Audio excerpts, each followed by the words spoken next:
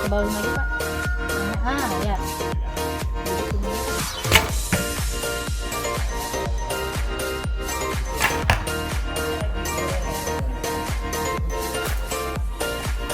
Rahmanya banyak nih. Memang ini awalnya dari dua. Ini kan induknya dulu ya. Ini induknya kan? Ini kan induknya. Kok sama ini sudah sekarang? Nih, yang bukan dua.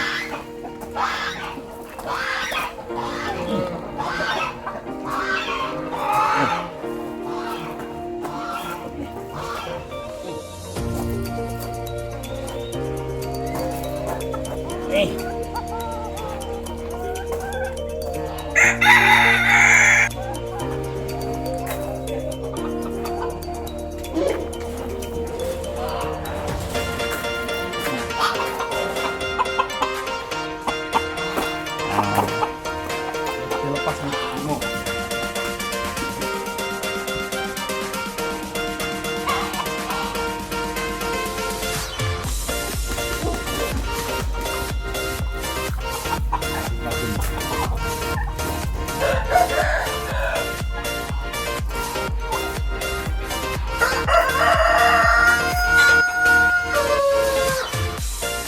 Ini yang kaset.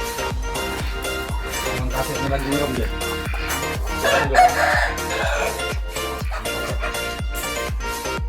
Ayam bangkok.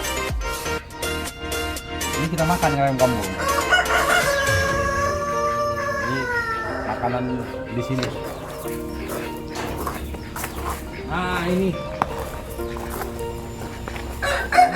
Apa namanya? Yang Papua itu.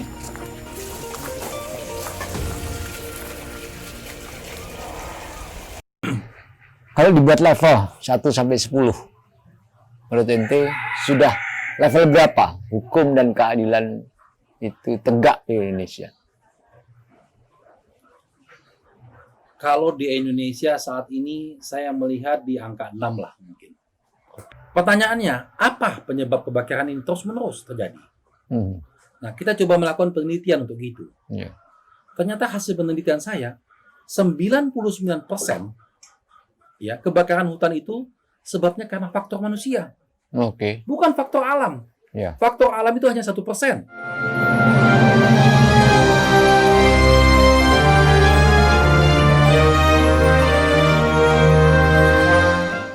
Assalamualaikum warahmatullahi wabarakatuh. Teman-teman alumni,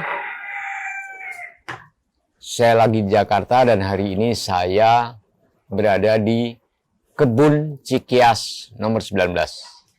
Saya menemui sahabat lama yang seorang loyal papan atas di Indonesia dan dia juga menjabat sebagai Sekjen IKUI.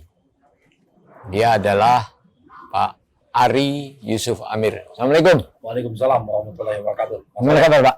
Baik, alhamdulillah Mas Soleh. Makasih nih udah datang di kebun kita nih. Iya. Jauh dari Jakarta ini. Tapi ini kebun yang luar biasa. Alhamdulillah. Iya. Tadi saya datang ke sini, Pak Ari lagi memanah. Kenapa memanah? Ya, alhamdulillah ada kesempatan waktu. Oke. Jadi ini minggu kebetulan dan hampir setiap minggu kita kumpul-kumpul di sini di Cikias. Suasananya juga tenang di sini, kita berkebun. Nah, kebetulan ada kesempatan, ada teman-teman juga kita latihan memanah. Karena di sini ada lapangan panah. Oke. Saya ini hobi sudah sejak lama hobi memanah. Sebetulnya saya hobi menembak, ya, tapi karena konon katanya memanah ini sunnah Rasul, ya kita jalanin dulu lah. Dan kebetulan menikmati. Kita menikmati dalam memanah ini. Mungkin udah hampir setahunan kita ikut memanah. Kenikmatan apa yang didapat dari memanah? Fokus. Oke. Jadi kita diajarkan untuk fokus. Ya. Fokus terhadap satu hal, fokus terhadap satu masalah, sehingga kita selesaikan dengan baik permasalahan tersebut. Oke. Fokus. Oke. Artinya ketika kita membidik suatu sasaran, gitu ya, pikiran apa yang ada yang difikirkan? Ya, yang kita pikirkan bagaimana kita nyaman dalam membidik itu. Lalu kedua, kita memikirkan bagaimana bidikan itu tepat mengenai sasaran. Oke. Nah, ketika kita membidik dengan nyaman dan mengenai sasaran, ada kepuasan batin di sana. Oke. Mungkin itu juga dalam filosofi kehidupan kita. Nah, itu yang mau Ya. kita tanyakan. Dalam konteks dunia lawyer, apa yang bisa didapat dari filosofi tadi itu? Ya, dunia lawyer yang kaitannya dengan kerjaan saya sehari-hari, ketika kita bisa melakukan suatu pekerjaan itu dengan baik dan menghasilkan sesuatu, Oke. entah di dalam hal mengenai sasaran, ada kepuasan batin di sana. Mhm. Jadi pemahaman kepuasan batin itu tidak selalu konteks dengan materi, Oke. ya. Terkadang tentang kepuasan batin kita bisa perbuat yang nyaman dan membuat orang itu menjadi senang, itu juga merupakan kepuasan batin. Ya. Dan itu susah untuk dibeli biasanya. Ya. Seandainya Anda ibaratkan bahwa panah itu, busur panah itu pikiran kita, keilmuan kita, dan sasaran yang kita panah adalah gagasan dasar atau cita-cita ideal. Apa yang dibidik sebenarnya dari seorang lawyer alumni UII itu? Yang kita bidik adalah nilai-nilai keadilan. Oke. Kenapa? Karena terkadang kita menghadapi situasi hukum di negara kita ini, antara benar dan salah itu kita jadi bingung. Oke. Tetapi di UII kita diajarin untuk membangkitkan nurani keadilan kita, spirit keadilan kita. Nah, ini nggak bisa kita bohongi, karena itu hati, bicara hati. Oke. Kita bisa merasakan bahwa kita bisa ngakal-ngakalin satu masalah, kita bisa ngakal-ngakalin suatu keadaan, tapi hati nggak bisa kita akalin. Oke. Jadi ketika keadilan itu tidak bisa kita tegakkan, ada sesuatu yang mengganjal di hati kita. Gitu. Oke. Nilai keadilan yang diajarkan oleh UII. Parameter keadilan itu ada di nurani berarti Di ya. nurani kita. Dan itu tidak bisa kita akal-akalin.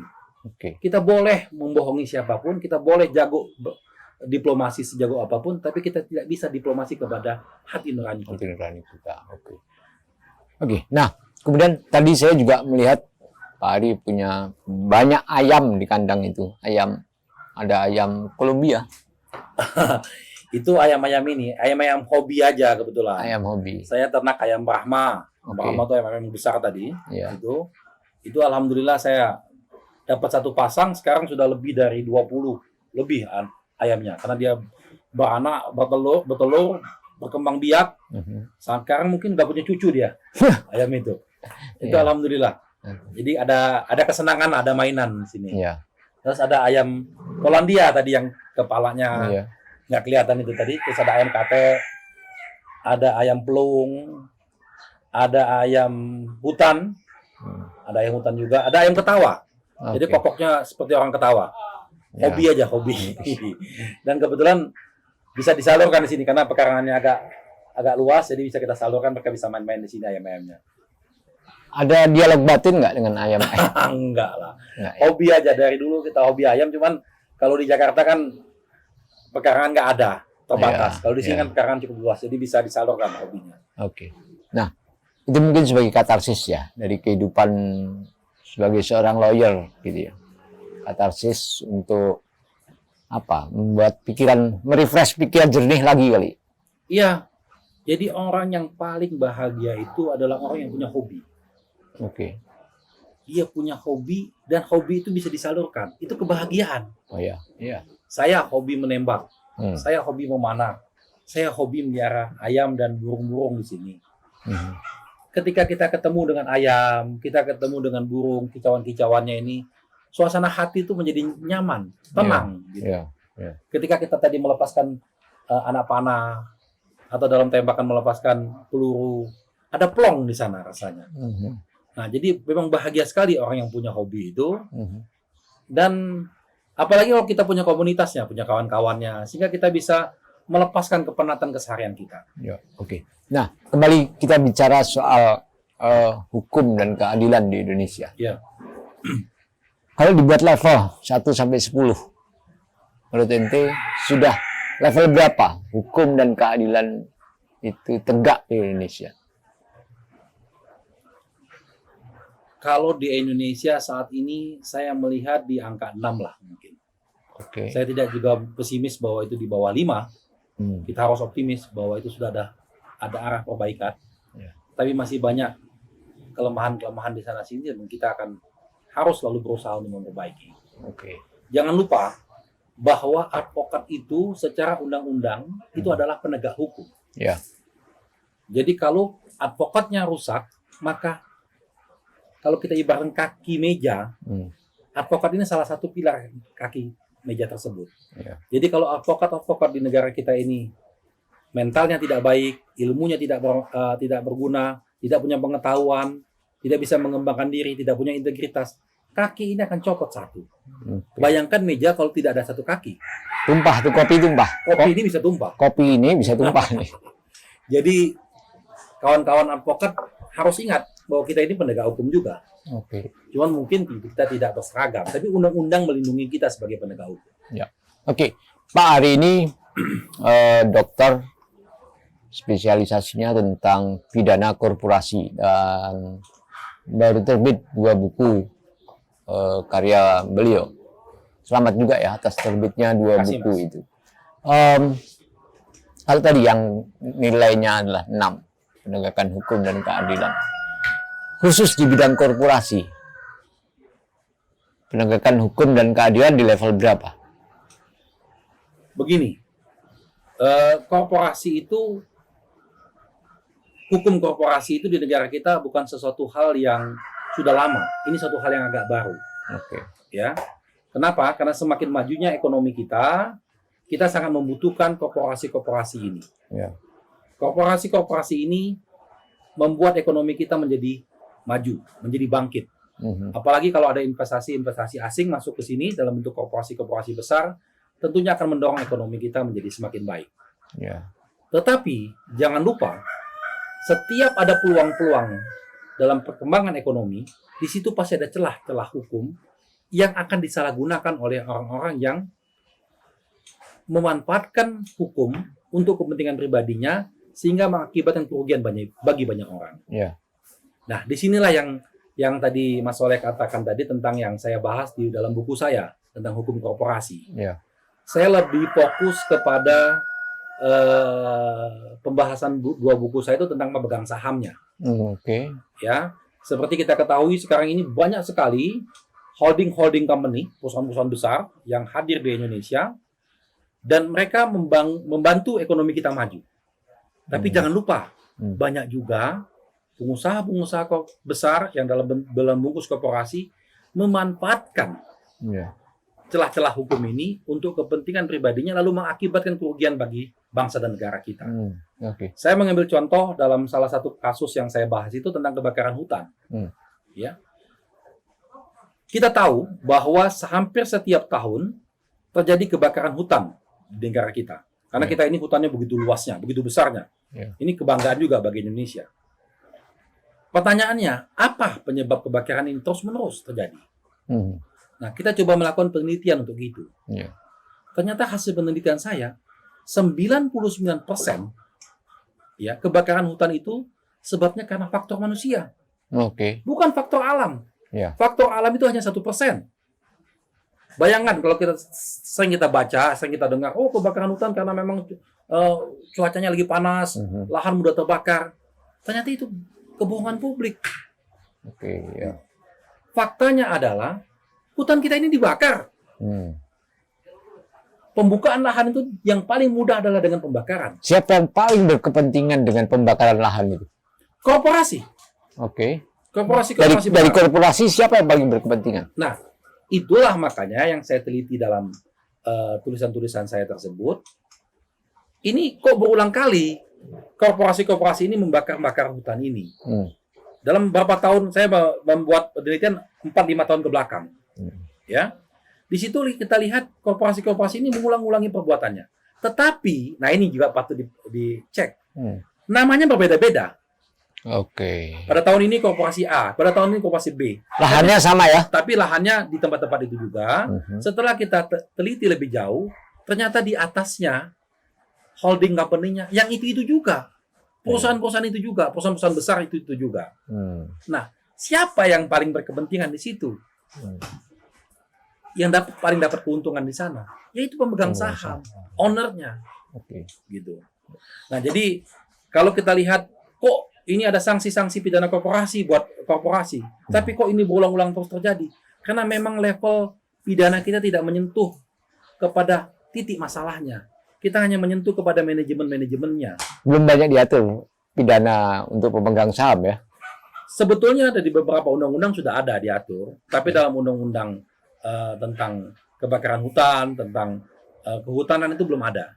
Ya. Jadi yang kena itu hanya di level manajemen, direksi, manajer operasional, dan terus ke bawahnya.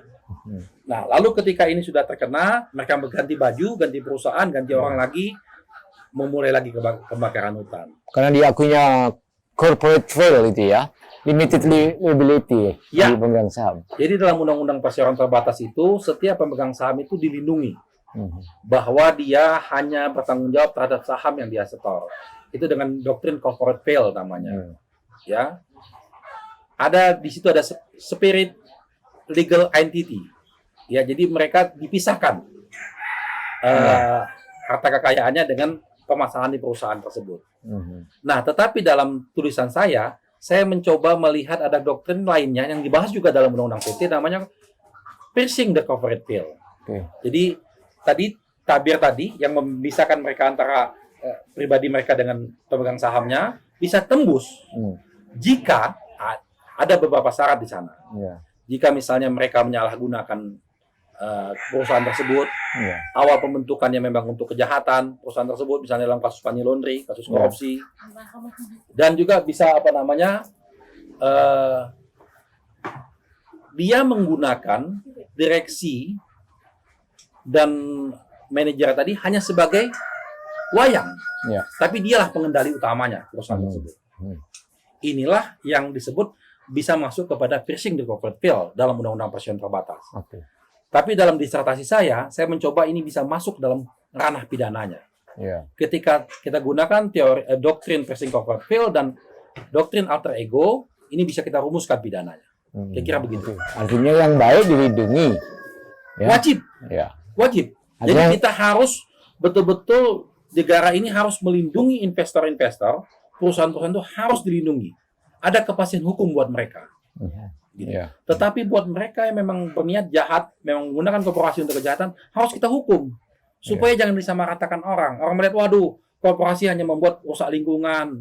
Korporasi hanya membuat menjadi sarang untuk money laundering.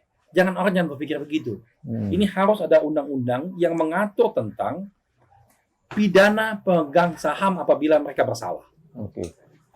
Seberapa, kalau boleh tahu nih, seberapa banyak sih perusahaan di Indonesia yang bermasalah? Kalau dalam kasus kebakaran hutan, sebetulnya kalau kita mau jujur, ya perusahaan-perusahaan itu aja. Ada big company, ya, beberapa perusahaan-perusahaan besar yang kita sama-sama ketahui, tapi mereka menggunakan anak-anak perusahaan, menggunakan nama-nama yang lain. Tapi ujung-ujungnya mereka juga di sana. Itu ada beberapa. Artinya ketika pemegang saham membuat holdingnya, membuat anak perusahaan begitu ya, itu unsur mens rea sudah terpenuhi sebetulnya. Iya, artinya begini. Ketika dia membuat anak perusahaan itu sah, legal. Membuat anak perusahaan itu memang untuk pengembangan usahanya. Tapi dia menggunakan anak perusahaan untuk melakukan kejahatan, itu yang jadi persoalan. Dalam kasus money laundering misalnya. Banyak sekali perusahaan-perusahaan besar membuat anak-anak perusahaan untuk mencuci uangnya. Uang-uang yang tadi uang-uang haram dimainkan di perusahaan-perusahaan ini, lalu uang itu menjadi bersih lalu dikeluarkan lagi. Nah, inilah harus jelinya para penegak hukum untuk melihat ini agar supaya mereka bisa dikenakan pidana terhadap para pemegang saham, para pemilik perusahaan tersebut, dan mereka-mereka yang mendapatkan keuntungan dari adanya perusahaan tersebut. Pak, hari ini kan sebenarnya juga kliennya juga banyak dari perusahaan ya, karena banyak nangani kasus-kasus korporasi. Tapi kemudian menulis tentang pidana bagi pemegang saham, kliennya nggak kabur. Ya, itu juga satu surprise ya. Kemarin ketika saya ujian terbuka di Jogja, saya ada undang beberapa klien-klien saya, ya perusahaan-perusahaan besar juga yang terkemuka. beberapa konglomerat, dan kebetulan owner-ownernya hadir. Oke. Dan ketika mereka mendengarkan presentasi saya, pas besoknya saya kembali ke Jakarta, mereka pada protes, Pak Ari, ini kalau begitu bahaya buat kita. Saya bilang, iya Pak, memang bahaya Pak, kalau nanti ini jadi undang-undang, lalu pemegang sahamnya gini. Makanya kita perbaikin perusahaan ini. Oke.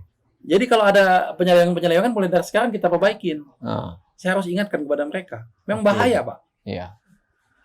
Lalu mereka ketawa nggak suka juga mungkin. Tapi itu resiko, karena ini kan kita harus bedakan. Profesi saya sebagai praktisi hukum, dan itu saya sebagai seorang akademisi, mahasiswa, saya harus menyampaikan keadaan yang jujur. Saya nggak boleh bohongin. Kenapa saya banyak tahu? Karena saya banyak menangani juga dalam hal-hal tersebut. Saya banyak tahu di dalam masalah-masalah tersebut. Gitu. Itu juga kelebihannya kita sebagai seorang praktisi. Berkurang nggak jumlah korporasi yang menjadi kliennya setelah lulus itu? Belum ya? Insya Allah enggak lah ya. Insya Allah enggak. Apapun itu konsekuensi kan ya. Ya, oke. Kalau misalkan tadi kan hanya belum ada atau hanya sedikit tadi dikatakan undang-undang yang mengadopsi pidana bagi pemegang saham. Seandainya pun itu diterapkan, sanksi apa yang bisa dijatuhkan pada pemegang saham? Ya, dalam rumusan yang kita buat ada berbagai macam tahapan. Apa sejauh mana kesalahannya? Mulai daripada sanksi-sanksi administrasi terhadap korporasi-korporasi tersebut dan pemegang sahamnya, sampai kepada sanksi pidana badannya. Ya, sampai kepada mereka tidak boleh memiliki saham di perusahaan yang lain. Wow. Sampai sejauh itu. Kalau memang kesalahannya fatal. Jangan lupa loh, dalam masalah lingkungan ini, akibat yang dilakukan oleh pemain-pemain yang tadi dalam tanda kutip merusak lingkungan kita itu fatal sekali. Misalnya dalam kebakaran hutan.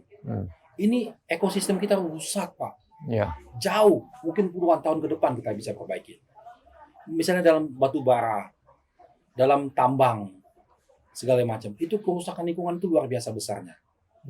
Ya, jadi kita jangan hanya melihat dari sisi positifnya keuntungan, tetapi ketika mereka melakukan tindakan-tindakan yang dalam kategori tadi pidana, itu kerusakannya luar biasa besar. Ada ketentuan hukum yang mungkin mirip di bidang yang berbeda, tapi itu kemudian juga dibentahkan ya. Misalkan kasus politisi yang korup itu tidak boleh lagi menduduki jabatan publik atau tidak boleh mencalonkan diri, tapi toh itu juga dibentahkan kembali ya.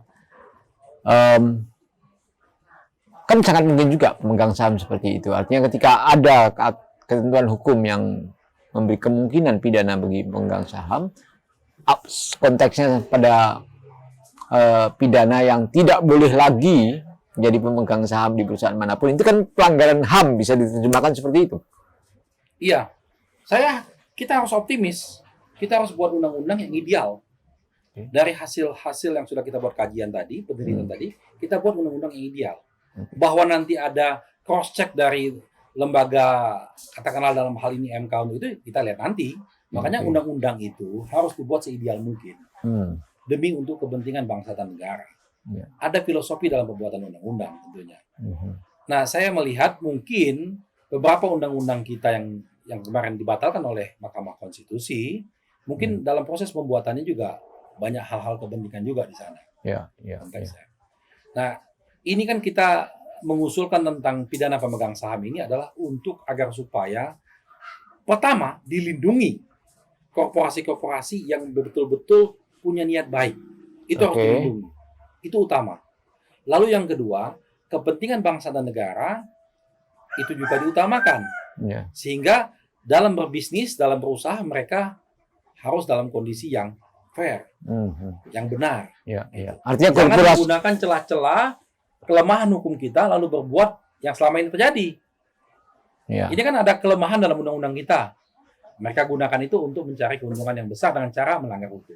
Artinya bahwa korporasi yang penting bagi investasi, ya, bagi pembangunan negara, menyerap tenaga kerja, itu tetap harus dilindungi. Wajib, Pak. Tapi perilaku orang yang memanfaatkan korporasi ini itu yang dipidana. Esensinya begitu ya, Betul. bukan korporasinya. Bukan korporasinya dalam hal ini. Jadi korporasi yang baik, pemegang-pemegang saham yang beretikat baik untuk kepentingan kemajuan ekonomi wajib dilindungi. Bahwa mereka mendapatkan keuntungan sah. Setiap perusahaan harus dapat keuntungan, Pak. Ya. Jadi kalau mereka tidak dapat keuntungan bukan bisnis namanya itu. Ya, Mereka harus dapat keuntungan. Tapi dapat keuntungan yang tidak perlu dengan merusak lingkungan, ya. yang tidak perlu mengakal-ngakalin peraturan, yang mengakibatkan kerugian bagi buat bangsa dan negara kita. Ya. Itu yang harus kita rumuskan. Artinya korporasi penting bagi pembangunan nasional. Tapi di sisi lain korporasi juga bisa merusak alam, bisa merusak lingkungan, bisa menghancurkan negara, bahkan mungkin gitu ya. Bisa. Ekonomi kita bisa hancur dengan korporasi-korporasi yang tidak bertanggung jawab itu. Oke. 98 kali ya. Nah, kasus-kasus. peristiwa itu. Peristiwa kasus dalam kasus BLBI misalnya. Ya. Bagaimana ekonomi kita dibuat morat-marit. Itu Ya. permainan para pemegang saham di korporasi. Ya. Kalau kita mau jujur. Termasuk kasus terakhir Joko Chandra. Kasus Joko Chandra juga. Ya. Bagaimana dia banyak membuat anak perusahaan lalu banyak membuat kejahatan. Ya. Gitu. Ya. Lalu kasus-kasus korupsi yang menggunakan korporasi banyak juga, Pak. Ya. Banyak juga. Nah, ini harus kita membuka mata kita untuk kita perbaiki. Ya. Ini yang kita perbaiki. Nah,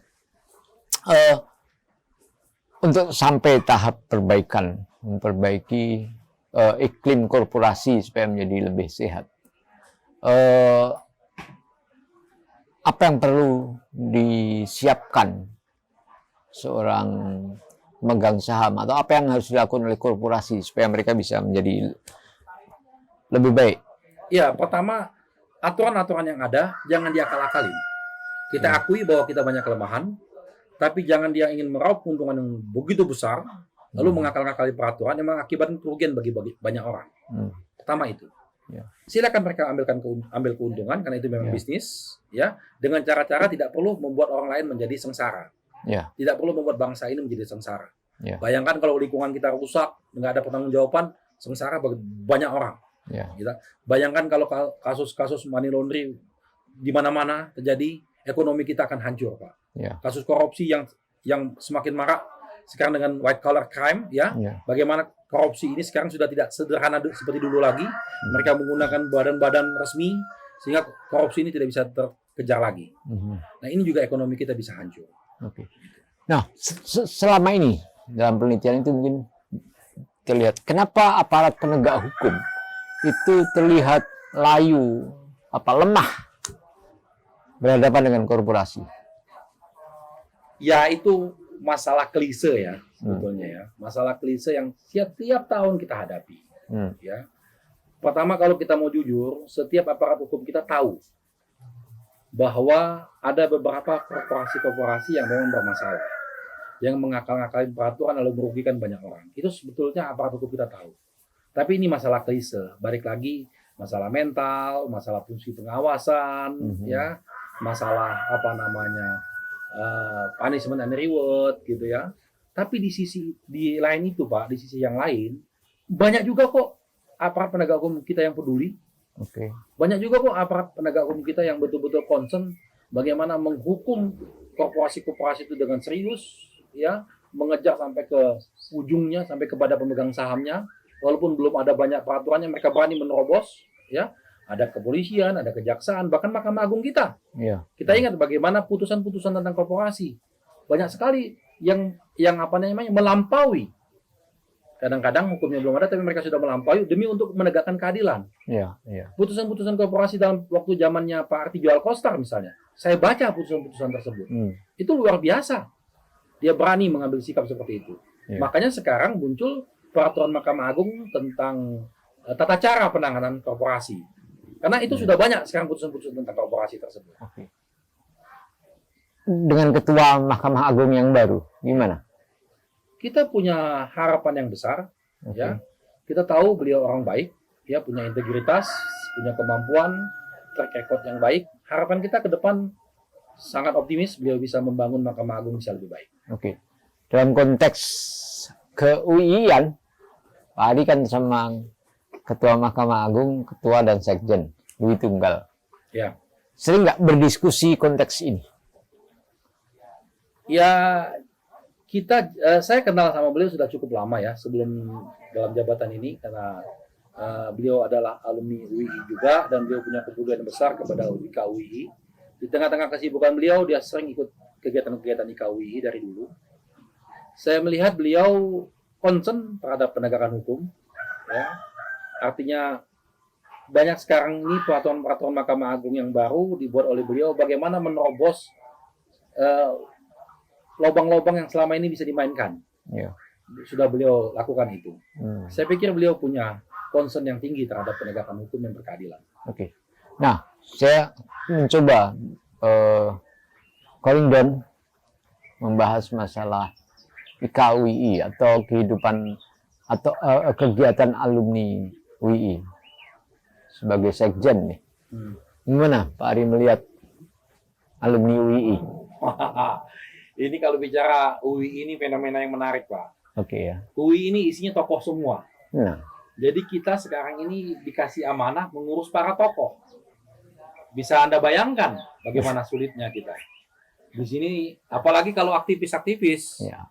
Sekarang kita lihat banyak sekali tokoh-tokoh alumni UI yang berkiprah di kancah nasional. Ya, kita bersyukur. Tapi sebagai sekjen, saya punya kewajiban untuk mengorganisir mereka agar menjadi satu himpunan yang solid, kompak, kuat, dan bermanfaat bagi bangsa dan negara. Oke. Nah itu ya apa namanya suka dukanya banyak lah. Tapi itu bagi saya itu juga suatu tantangan, satu kebanggaan kita bisa mengumpulkan para tokoh-tokoh, kita bisa ngajak mereka untuk kerja bareng. Itu satu kebanggaan juga, Pak. Ya. Dan alhamdulillah kelebihan kita ini, UI ini soliditas sentimen UI kecintaannya kepada UI itu tinggi sekali. Okay. Kita belum kenal sekalipun kepada senior nih. Saya ketemu beberapa senior. Saya belum pernah kenal sama beliau. Tapi begitu tahu, oh dari UI ya. Itu sudah kenal puluhan tahun tuh. Jangan-jangan beliau yang saya kenal sama ente? Enggak juga. Enggak juga. Artinya mereka jauh lebih senior dan lebih banyak baktinya kepada bangsa dan negara. Okay. Kita lihat mereka punya kepedulian. Nah, kita harus datangin mereka, kita sentuh mereka untuk punya kepedulian. Karena pada dasarnya mereka itu pengen gabung kepada kita, tapi belum ada kesempatan saja sebetulnya. Sebenarnya mau diarahkan kemana alumni UI ini? Ya sesuai dengan semangat dasar IKA UII, kita ini kan kekeluargaan sebetulnya, Pak. Kita tidak punya aliansi politik, ya, kita tidak punya juga kepentingan apa-apa, hanya kekeluargaan. Tapi misi besarnya UII itu harus diemban juga oleh alumni-alumninya. Okay. Kampus kita itu didirikan dengan semangat nilai-nilai, Pak. Yeah. Yeah. Dengan nilai-nilai bagaimana untuk bakti kepada negara, bakti kepada agama. Nah ini alumni-alumninya inilah harus mengaplikasikannya. Yeah. Mereka sekarang jadi tokoh-tokoh masyarakat, ada yang jadi menteri, ada yang jadi hakim, ada yang jadi jaksa, ada yang jadi lawyer, ada yang jadi pejabat-pejabat yang lainnya di BUMN. Bakti mereka itu harus mereka tunjukkan kepada bangsa dan negara dan kepada agama. Jangan lupa, kita ada I satu lagi. Tidak hanya Indonesia, tapi ada keislaman, ada Islamnya. Nah, bakti itu harus kita wujudkan dalam keseharian. Keseharian dalam kerja, keseharian dalam sikap. Saya yakin sekali, kalau misalnya alumni-alumni kita bekerja dengan semangat yang ada diajarkan oleh UII, insya Allah bangsanya akan baik. Oke, karena tadi banyak tokoh, banyak macan di IKA UII gitu ya. Ya. Apa harus menjadi macan yang lebih galak atau bagaimana? Strateginya itu gimana? Enggak mestilah. Kalau banyak macan, ya kita jadi pawangnya macan aja. Artinya ngayomi gitu ya. Kadang-kadang kan kita tahu ada UI ini ada tokoh-tokoh, ada senior yang galak, ada senior yang kritis, ada senior yang banyak macamnya, banyak ininya, ya kita hadapi saja lah dengan pelan-pelan, kita ajak komunikasi, kita ajak. Dan juga di UI ini kampus yang sangat dinamis, kita tahu dari dulu. Sejak mahasiswa kita sudah diajak dinamis, kita diajak berorganisasi di sana. Masalah trik-trik, intrik-intrik itu sudah banyak sekali dulu kita belajar. Nah, bekal-bekal dari dulu ya kita gunakanlah saat ini. Maksudnya bekal selebaran gelap gitu? Iya. Jadi nggak pernah kan Sekjen IKA dapat selebaran gelap, saya nggak pernah. Paling SMS, nggak jelas palingnya. Nggak juga. Jadi begini, jadi ini suka dukanya Pak, semenjak kita jadi Sekjen ini, orang menganggap kita ini tempat penampungan semua seluruh masalah. Ya. Ada kawan-kawan di daerah ada masalah ini lapor ke kita. Ada masalah pribadinya sampai cerai masalah suami istri, masalah kena kasus, masalah apa lapor semua ke kita jadinya. Tapi ya sudahlah. Ini sudah tidak menjadi apa namanya? Mungkin ini satu rezeki buat saya juga. Harus kita hadapi dengan kemampuan kita lah, semampu kita. Kita mampunya apa yang bisa kita bantu, apa yang bisa kita salurkan. Ya kalau kita nggak mampu ya mau buat apa? Ya. Apa yang didorong paling apa atau apa program unggulan dari KUI ini? Ya, ini alhamdulillah sudah beberapa kita membentuk semua DPW. Ini alhamdulillah pada periode ini kita punya kepengurusan yang begitu aktifnya. Ya, ketua-ketua bidang kita begitu energiknya. Ini yang kita bersyukur sekali. Hampir semua fungsionaris di DPP yang pengurus-pengurus inti ini begitu solid, kompak, dan mau bekerja. Mereka padahal isinya tokoh-tokoh semua nih. Punya kesibukan masing-masing. Ada yang direktur bank, ada yang advokat besar, ada yang macam segala macam, ada dosen segala macam, tapi mereka mau kerja. Kita telah berhasil membentuk DPW hampir seluruh Indonesia. Bayangkan dalam hanya waktu beberapa bulan kita terbentuk. Sekarang kita sudah punya DPW di Bali. Bayangkan Bali kita punya DPW loh sekarang ini. Kita punya DPW di Papua. Di Papua kita punya sekarang ini. Di NTT juga ya. Di NTT kita punya. Di daerah-daerah yang kita minoritas kita punya perwakilan. Tetapi juga ini tidak lepas dari peranan para tokoh-tokoh kita, Pak. Kita tahu misalnya Pak Ketua Umum kita, Pak Syarifudin, ketika beliau datang ke daerah, beliau dengan sukarelanya ngumpulin kawan-kawan alumni. Ngomong-ngobrol sehingga membuat motivasi mereka begitu besarnya. Begitupun Pak Mahfud, Ketua Dewan Pembina kita, Mahfud MD. Beliau sekarang sebagai Menko Polhukam, setiap kunjungan ditanya ada alumni UI nggak? Coba kumpulin alumni UI di daerah ini. Dia kasihkan wejangan. Sehingga semangat untuk membentuk kepengurusan itu besar di daerah-daerah itu. Ini saya saksi mata. Saya lihat sendiri mereka. Jadi ketokohan mereka ini membuat kawan-kawan di daerah-daerah ini bersemangat. Vlog dan podcast ini juga programnya IKUI. Gitu kan. Apa yang diharapkan? Jadi saya sambung sedikit tadi Pak. Tadi program besar kita tadi untuk DPW, kita membentuk kartu anggota. Selama ini kita susah sekali punya kartu anggota yang kredibel. Kita bentuk kartu anggota kerjasama dengan satu bank. Ya, sekarang kita punya kartu anggota yang bisa dipakai untuk sebagai ATM, bisa dipakai untuk debit, bisa dipakai untuk e-tol, bisa dipakai untuk macam-macam kartu anggota tersebut. Dan itu sekarang semua hampir kita harapkan semua alumni akan punya kartu anggota. Dari segi kayak seperti ini nih, kita punya vlog, kita punya humas yang begitu bagusnya sekarang ini, Twitter kita berjalan. Jadi semarak sekali periode ini, sangat semarak sekali. Dari aspek hukum bahwa tidak ada hasil dari obrolan tadi, tidak ada undang-undang yang sempurna. Yang menyempurnakan dari undang-undang adalah mentalitas atau idealisme dari aparat penegak hukum. Itu tadi yang pesan moral yang disampaikan oleh Pak Ari Yusuf Amir. Syukron, terima kasih banyak. Kita sudah ngobrol-ngobrol hari ini. Dan sudah ngopi, pokoknya kemana-mana saya selalu ngopi. Ini kopi dari Palembang. Nah, itu dia. Baik teman-teman alumni, terima kasih dan terus pantau channel ini. Wassalamualaikum warahmatullahi wabarakatuh.